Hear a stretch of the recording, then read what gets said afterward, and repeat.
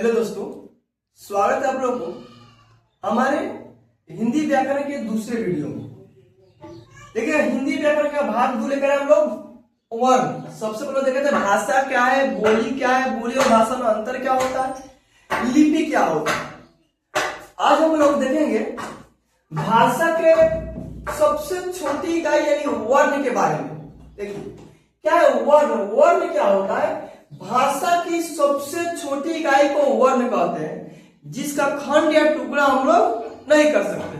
वर्ण क्या होता है, ये कोई भी चीज होता है तो छोटा छोटा खंडों से मिलकर बनता है। तो सबसे इसमें छोटा खंड क्या होता है, वर्ण होता है। वर्ण को हम लोग तोड़ नहीं सकते, क बोलते हैं हम लोग, जिससे यह है तो यह को हम तोड़ सकते हैं, नहीं तोड़ सकते। ये सबसे छोटा इकाई है। ठीक है, तो वर्ण किससे कहते हैं, भाषा की वह सबसे छोटी इकाई जिसके खंड या टुकड़ा नहीं किए जा सकता है, वर्ण कहा जाता है। जिसे क ख ग क्या है, वर्ण है।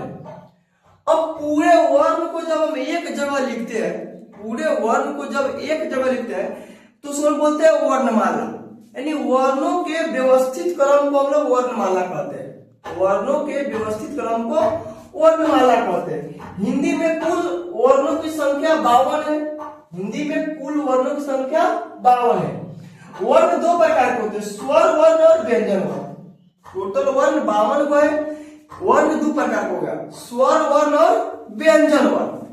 स्वर वर्ण किसे कहते हैं, देखिए जिन वर्णों का उच्चारण बिना किसी दूसरे वर्ण की सहायता से किए जाते हैं, जिन वर्णों का उच्चारण बिना किसी दूसरे वर्णों की सहायता से की जाती है, उसे हम लोग स्वर वर्ण कहते हैं।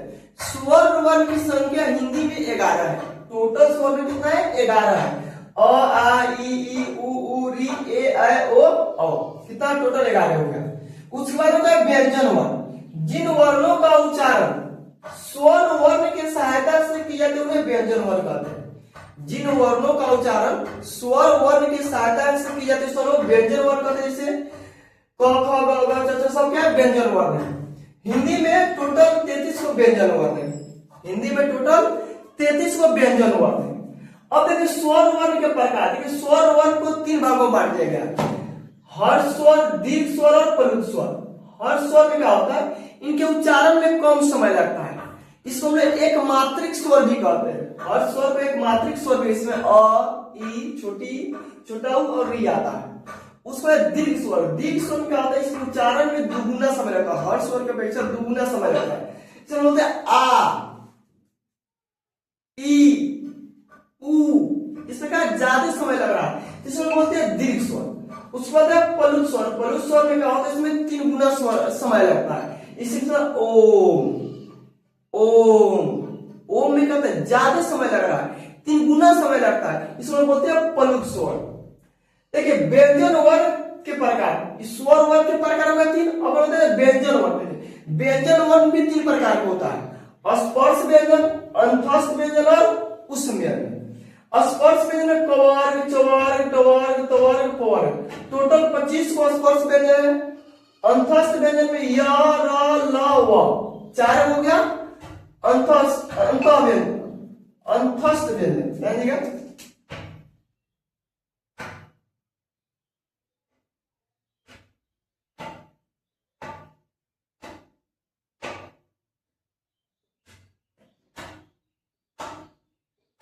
अंतस्थ व्यंजन और उसमें होता है उष्ण व्यंजन, तालाबे समुदान हाँ 4 होता है उष्ण व्यंजन।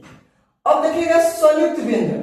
संयुक्त व्यंजन में क्या होता है, जो वह व्यंजन वर्ण, जो व्यंजन 2 या अलग अलग व्यंजनों से मिलकर बनते हैं उसको संयुक्त व्यंजन कहते हैं। जो व्यंजन अलग अलग व्यंजनों से मिलकर बनते हैं उसको संयुक्त। जैसे छ, क से क्या बना है छ, त्र, त र से बना है त्र, ज और य से बना है ज्ञ।